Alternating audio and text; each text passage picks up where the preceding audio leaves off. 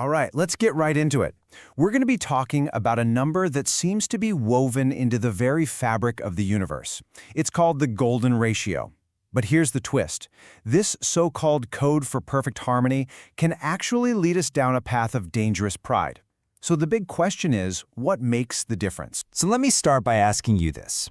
What could possibly connect the massive swirling arms of a galaxy to the tiny, perfect curve of a seashell? I mean, on the surface, they seem worlds apart, right? But it turns out they share a hidden mathematical secret. And here it is. The answer is a number. An irrational number, actually, known as phi, which is roughly 1.618. This is the golden ratio.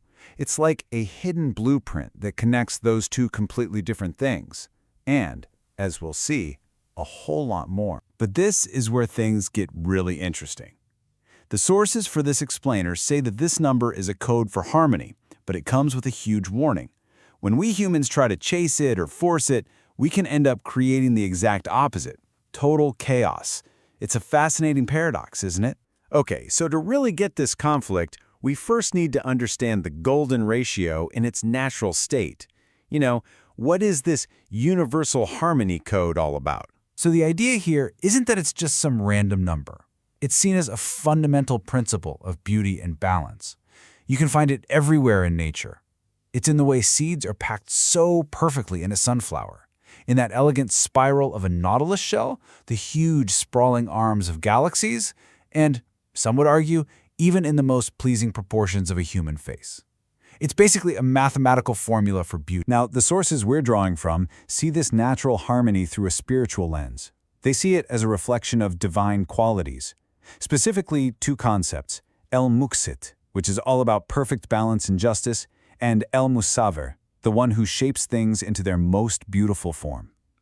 So in this view, the golden ratio is basically nature's way of showing us divine order and art. So we have this perfect harmony out there in the universe. But the conflict starts the second we, as humans, try to copy it. The problem isn't the code itself. The problem is us. It all comes down to the dilemma of our own intentions. And this brings up a really direct question, one that people have argued about for, well, forever. Is trying to create beauty, trying to achieve this perfect ratio, is that a noble goal, or is it just a form of vanity, good or bad? And the answer we find in the source material is surprisingly simple and direct. It's not about what you're doing, the act of pursuing beauty. It's all about why you're doing it, your intention. That's the key that changes everything. So, check this out. That one single pursuit, beauty, can lead you down two totally different roads, and it all depends on your intention. On one side, you've got the path of harmony. Here, your goal is to fix something that's out of balance, to restore a natural order. There's a brilliant comparison here. It's like retuning a broken instrument to make it sound right again. But then, on the other side, you have the path of hubris. And here, the goal isn't harmony at all. It's ego. It's that desire to be better than others, all driven by vanity and the need to feel superior. And to show you just how serious this difference is, this idea is linked to a really powerful quote from the Quran. That desire for superiority, the text argues, actually echoes the very first act of arrogance, the satanic claim, "I am better than him." It literally flips the pursuit of beauty on its head, from a humble act to a deeply arrogant one. And the end result of going down that path of hubris? It's pretty profound.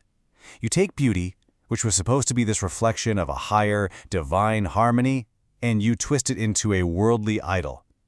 Appearance itself becomes the thing you worship. So, how are we supposed to navigate this? Well, the key seems to be reframing the whole idea. Maybe beauty isn't a goal we're supposed to achieve. Maybe it's more like a mirror that just reflects what's already inside of us. Yeah, chasing beauty for your own ego is like looking into a mirror and falling in love with the piece of glass.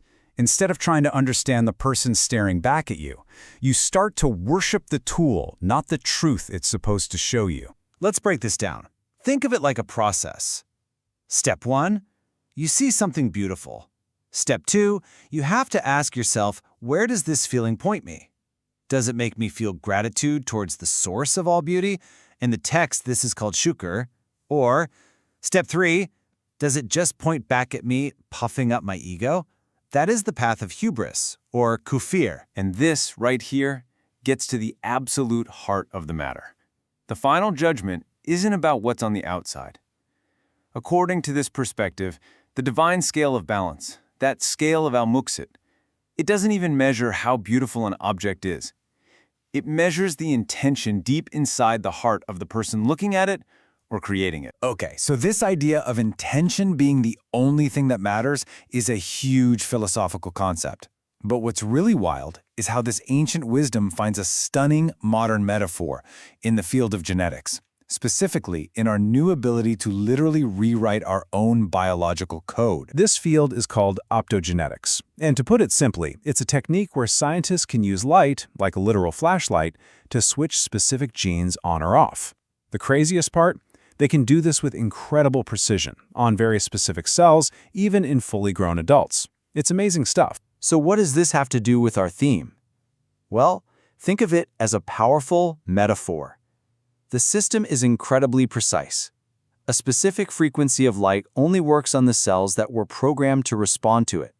It needs a focused, intentional direction. You see the parallel? Just like a focused beam of light can change genetic expression, maybe a focused intention can change our spiritual expression. It proves that our code isn't always set in stone. The sources then connect this scientific idea to a spiritual one with this verse. The concept here is that our own will, that feeling of I want to change, doesn't just come from nowhere. It suggests that the impulse to be better is itself a kind of gift, a permission. And this brings us to a really beautiful conclusion. If that desire to change, to heal, to find harmony, to improve, if that feeling pops up inside of you, the perspective here is that the desire itself is the signal.